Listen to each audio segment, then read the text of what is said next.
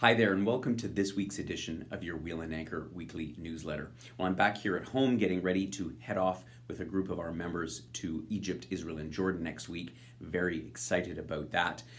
And I'm doing a little bit of planning for some of the new trips that we're going to be offering in the latter part of 2020 as well as through 2021, partly inspired by all of your feedback from our recent trip inspiration survey.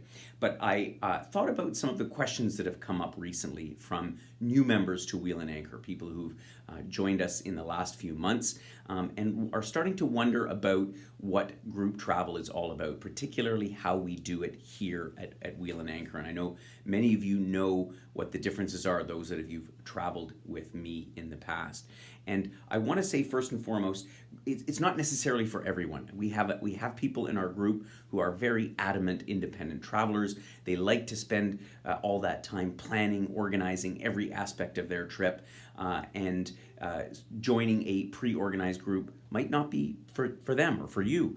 And of course, that's perfectly fine. But there are some pros and cons to group travel that I want to talk a little bit about now. And first of all, it's about the planning is one very important aspect of it, because of course we take that out of the equation. We do all the planning for you.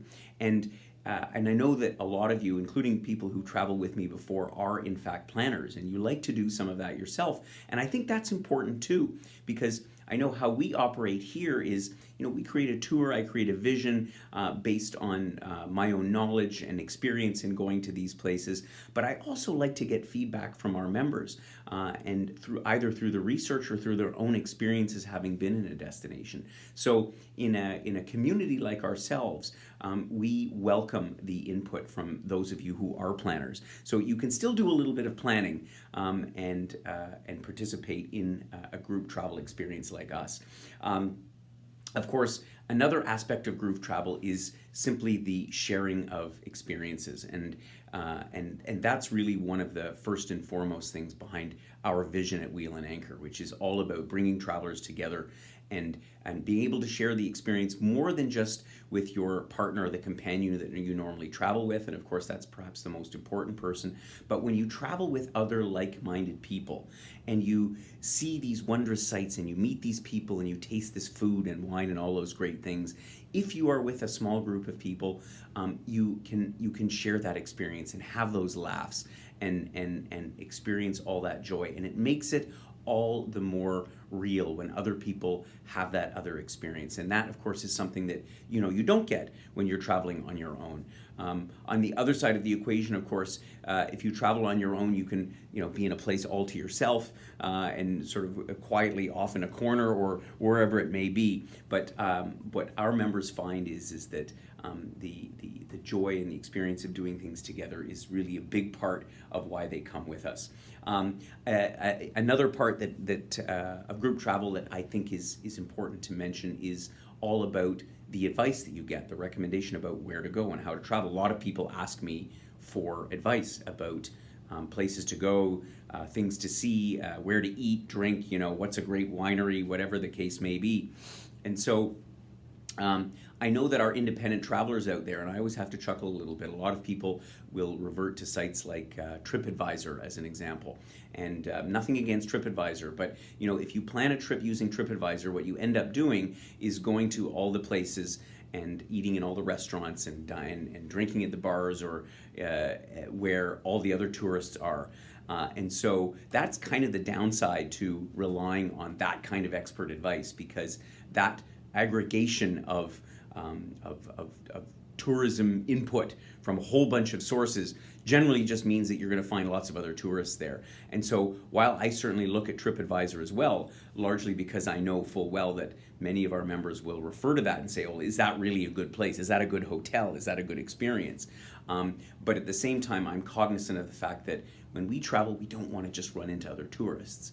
We kind of want to have that local experience. And knowing what that is and having the contacts that are actually there is the difference that we're able to offer here.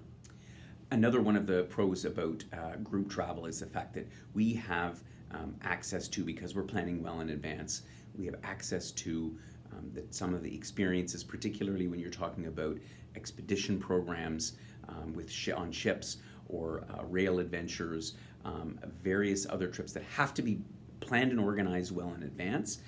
And we have the ability to go out, source an allocation of cabins or staterooms or whatever the case may be from our suppliers well in advance, so that you can participate in the kind of trips that are not always available, not always readily available. And so I think this is a big advantage, and the independent traveler may or may not even be aware of some of these types of programs that we do, but they may also have more difficulty getting space on them. I mean, conversely, of course, there are still last-minute deals out there in the world, but some of the best trips and the most trendiest of destinations, they do tend to sell out in advance, and unless you have a way to sort of get in there and secure your allocation of space, it can be tricky.